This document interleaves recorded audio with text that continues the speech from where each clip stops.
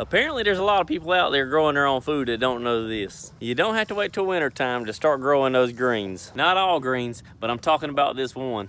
But once I show you, you're gonna wonder why you ain't growing it yourself. Longevity spinach is one of those spinaches that you can grow year round. Well, kind of. It's a tropical spinach and it loves to grow during the summertime. And really it's not even just summertime, it's just as long as it's not below freezing. And even in wintertime, if you're growing these things in containers, they'll just wilt back down to the ground. And in springtime, these things will start shooting right back up. Even when there's no plant there, there's still bare roots under the soil waiting for the warmer weather to start sending up a new plant.